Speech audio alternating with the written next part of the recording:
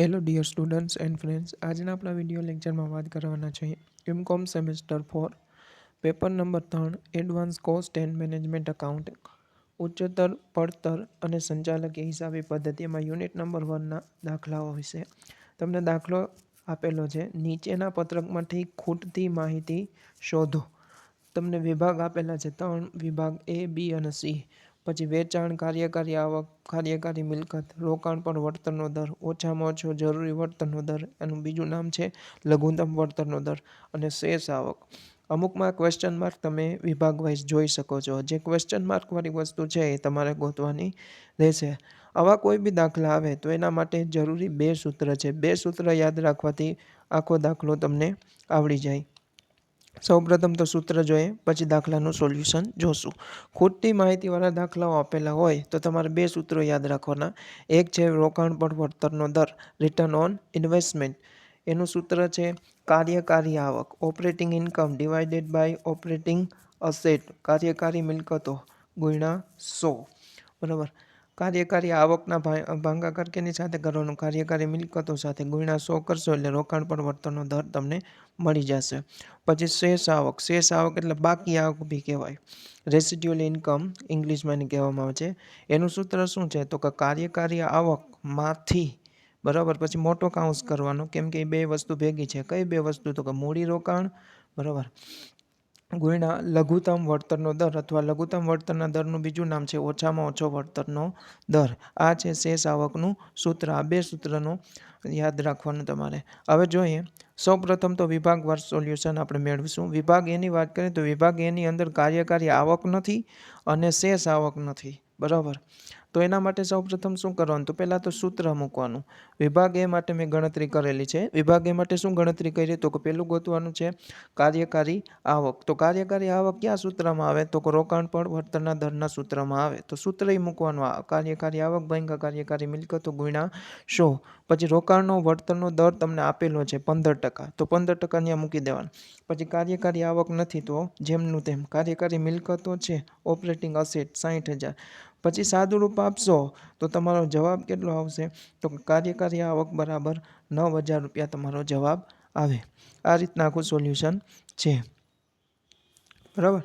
હવે બીજું ગોતવાનું છે શેષ આવક. તો શેષ આવકનું ફોર્મ્યુલા શું છે? શેષ આવકનું ફોર્મ્યુલા છે કાર્યકારી આવક માંથી મૂડી રોકાણ અથવા મિલકત ગુણ્યા લઘુત્તમ વળતરનો દર. કાર્યકારી આવક બરાબર 9,000 માઇનસ શું કરવાનું? તો કે મૂડી રોકાણ અથવા મિલકત. મૂડી રોકાણ મિલકત આપણે ઉપર આપેલી જ છે. કેટલી? તો કે 60,000.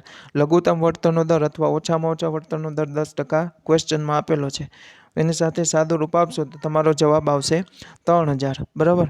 આ રીતના આખું સોલ્યુશન છે. પછી વિભાગ બી માટે જોઈએ. વિભાગ બીમાં શું ગોતવાનું છે? તો કે વિભાગ બીમાં કાર્યકારી મિલકત નથી અથવા મૂડી રોકાણ નથી, અને બીજું શું છે? ઓછામાં ઓછા વળતરનો દર, બરાબર, મીન્સ કે જરૂરી લઘુત્તમ વળતરનો દર છે નહીં. તો 2 વસ્તુ ગોતવા માટે શું કરવાનું? તો કે આ 2 જ સૂત્રનો જ ઉપયોગ થશે. પહેલું છે રોકાણ પર વળતરનો દર. શું કામે આ સૂત્ર લીધું? તો કે કાર્યકારી મિલકત આ સૂત્રમાં જ આવે છે. આ સૂત્ર આપણે મૂકશું, જે વસ્તુ આપેલી છે તે મૂકશું, બરાબર. પછી આપણે સાદુરૂપ આપશું. તો સાદુરૂપ આપશું તો જવાબ કેટલો આવશે? 5 લાખ રૂપિયા જવાબ આવશે, બરાબર. આ રીતના આખું સોલ્યુશન છે. પછી શેષ આવક. શેષ આવકનું શું કામે સૂત્ર મૂક્યું? શેષ આવક તો ગોતવાની નથી, પણ નહીં, શેષ આવક નથી ગોતવાની, બટ એ સૂત્રની અંદર લઘુત્તમ વળતરનો દર મીન્સ કે ઓછામાં ઓછાનો વળતરનો દર આવે છે, બરાબર. એટલે આ સૂત્ર મૂક્યું છે. જે વસ્તુ આપેલી છે તે મૂકવાની. આ દાખલા વિભાગ બીની અંદર શેષ આવક 10,000 રૂપિયા આપેલી છે, તો શેષ આવક તરીકે ત્યાં મૂકી દેવાના. પછી કાર્યકારી આવક તમને આપેલી છે, બરાબર, તે મૂકવાની. પછી કાર્યકારી મિલકતો આપણે ઉપરથી ગોતી હતી 5 લાખ. લઘુત્તમ વળતરનો દર નથી, જેમનો તેમ મેં મૂકી દીધો છે, બરાબર. કાર્યકારી આવક આપેલી છે 50,000. 50માંથી 10,000 આપણે લેસ કરશું તો જવાબ તમારો 40,000 આવશે. પછી સાદુરૂપ આપશો, બરાબર, લઘુત્તમ વળતરનો દર 40,000 ભાગ્યા 5 લાખ, તો તમારો જવાબ આવશે 8% તમારું શેષ આવક, મીન્સ કે લઘુત્તમ વળતરનો દર તમને મળશે. કેના ઉપરથી? તો કે શેષ આવક પરથી. આ રીતના આખું સોલ્યુશન હોય છે. દરેક દાખલાની અંદર સેમ વસ્તુ જ લાગુ પડશે. જે વસ્તુ આપેલી ના હોય તમને આ 2 સૂત્ર દ્વારા જ મળશે, અન્ય કોઈ સૂત્ર છે નહીં. ત્રીજા વિભાગ C ની અંદર શું નથી તો કે કાર્યકારી આવક અને બીજું શું તો કે ઓછામાં ઓછો વળતરનો દર મીન્સ કે લઘુત્તમ વળતરનો દર નથી. અને અહીંયા બીજું વસ્તુ એ એક નવું છે કે શેષ આવક બરાબર 0 છે, જ્યારે વિભાગ બીમાં 10,000 હતું. 0 હોય તો એ કંઈ વાંધો નહીં, મળી જશે.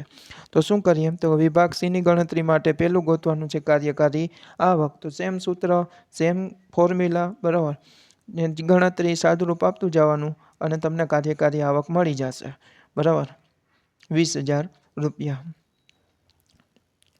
બરાબર, આ રીતના કાર્યકારી આવક પહેલાં આપણે ગોતી લઈશું.